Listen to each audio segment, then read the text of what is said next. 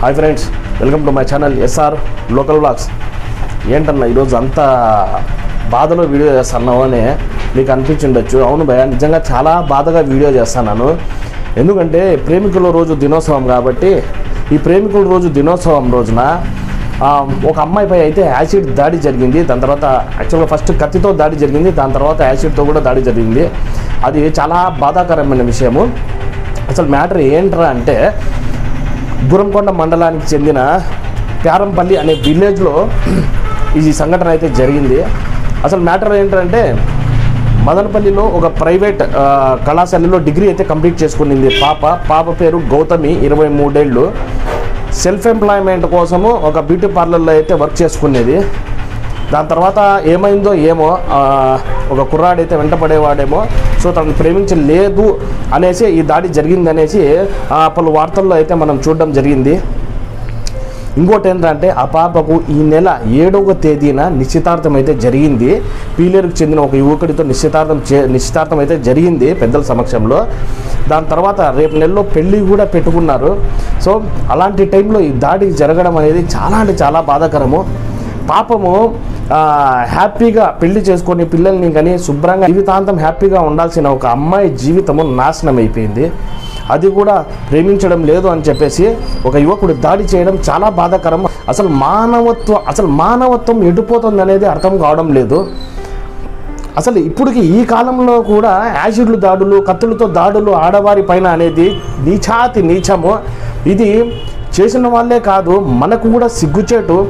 At the same time అసలు ఏం జరిగిందంటే, ఆ పాప వాళ్ళ విలేజ్లో వాళ్ళ పేరెంట్స్ పాలు పెతకడానికి అని చెప్పేసి బయటికి పోయినప్పుడు తెల్లవారుజామున ఆ పిల్లోడు ఏం చేసినాడంటే, గణేష్ అనే పిల్లోడు ప్రీ ప్లానెడ్గా ఏం చేసినాడంటే, కత్తి at the same time acid రెండు కూడా తీసుకున్నాడు. ఇంట్లో ఎవరు లేని సమయంలో ఇంట్లోకి దూరి ఫస్ట్ కత్తితో నెత్తిపైన దాడి చేసినాడు. దాని తర్వాత యాసిడ్తో ముఖం మీద యాసిడ్ పోయడం జరిగింది. సో దాని తర్వాత ఆ పాపని ఇమీడియట్గా మన మదనపల్లి గవర్నమెంట్ హాస్పిటల్కి అయితే షిఫ్ట్ చేసినారు. కానీ ఇక్కడ అంత మెరుగైన వైద్యం లేదు దాని గురించి ఆ పాపని బెంగళూరుకి అయితే షిఫ్ట్ చేసేయాలా అని చెప్పేసి అనుకొని ఇమీడియట్గా ఆ పాపని బెంగళూరుకి అయితే తరలించడం జరిగింది మెరుగైన వైద్యం కోసము. ఈ విషయము ఇంకా పొలిటికల్గా పెద్ద హాట్ టాపిక్ అయింది. టీడీపీ గవర్నమెంట్ నారా చంద్రబాబు నాయుడు కానీ లోకేష్ గారు కూడా దీని గురించి వెరీ సీరియస్గా ఉన్నారు. అంత నిందితుడిని తీవ్రంగా అంటే కఠినంగా అయితే శిక్షించాలి అనేసి ఆల్రెడీ మనం న్యూస్లో కూడా వినడం జరుగుతుంది. అసలు ఎందుకు ఇప్పుడు అమ్మాయి ప్రేమించకపోయినా everybody has their own life. ఆ అమ్మాయి నిశ్చితార్థం చేసుకునింది, వేరే వాళ్ళతో పెళ్లి చేసుకుంటుంది, హ్యాపీగా ఉంటుంది. నీవు కూడా పెళ్లి చేసుకొని హ్యాపీగా ఉండాలి. అంతేగాని ఒక అమ్మాయి జీవితం నాశనం చేయడం మహా పాపము, మహా తప్పు భయ. అది మానవత్వానికే ఒక పెద్ద మచ్చ.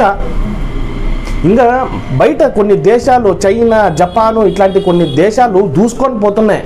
ఆధునికంగా చాలా అన్ని రకాల్లోనూ దూసుకొని పోతుంటాయి. మనం ఇంకా కత్తులతో ఆడవాళ్ళపైన దాడులు లేదా యాసిడ్తో ఆడవాళ్ళపైన దాడులు చేసుకుంటా బతకాల్సిన పరిస్థితి మనకు వచ్చింది భయ. ఏంటి భయ మనకి దరిద్రం మొత్తం. చాలా బాధతో ఈ వీడియో చేస్తాను భయ.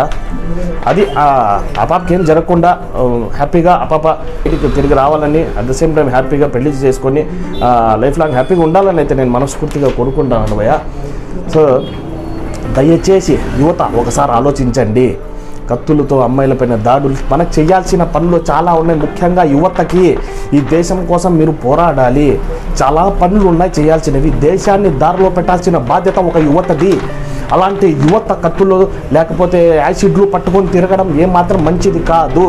నాలాంటి ఒక సామాన్యుడికి ప్రతి ఒక్కడు కూడా ఇప్పుడు రగిలిపోతున్నాడు. ఈ వార్త విన్న ప్రతి ఒక్కడు కూడా రగిలిపోతున్నాడు. ఆడవాళ్ళని అభిమానించే, గౌరవించే, దేవతలాగా పూజించే మన దేశంలో, మన రాష్ట్రంలో ఇప్పటికీ ఇంకా ఆడవాళ్ళపైన దాడులు జరగడం అనేది చాలా అంటే చాలా కిరాతకం. దయచేసి ఆడవాళ్ళపైన దాడులు ఆపండి. వాళ్ళని అభిమానించండి, వాళ్ళని సురక్షితంగా ఉంచండి. వాళ్ళకి మనం కుదిరితే సహాయం చేద్దాం, అంతేగాని దాడులు వద్దు. మనిషి పుట్టాలంటే ఆడదాని కడుపులోనే. ఏదో ఒక సినిమాలో ఒక డైలాగ్ ఉంది భయ్యా, even god must be born from the mother's womb అని బాలకృష్ణ సినిమాలో డైలాగు. ఆ డైలాగులో ఎంత మీనింగ్ ఉందనేది మీరు ఒకసారి ఆలోచించాలి, అర్థం చేసుకోవాలి. వాళ్ళు ఎలాగైనా ఉండనీలే భయ్య, వాళ్ళు మంచోళ్ళ చెడ్డోళ్ళ ఎవరైనా కానీ భయ్య, మనం గౌరవించాలి. అది మన హక్కు, అది సృష్టి ధర్మము. అది భయ్య. అట్లీస్ట్ దయచేసి నా మాటలు విని మనం దేశం కోసం ఫైట్ చేద్దాం. దేశాన్ని ముందుకు నడిపించే విధంగా యువత ఫైట్ చేయాలని నేను మనస్ఫూర్తిగా కోరుకుంటున్నాను. ఇలాంటి దాడులు మళ్ళీ జరగకుండా ఉండాలని చెప్పేసి నేను ప్రతి ఒక్కరిని వేడుకుంటా అన్న భయ్య. థ్యాంక్ యూ సో మచ్ నా. జై హింద్.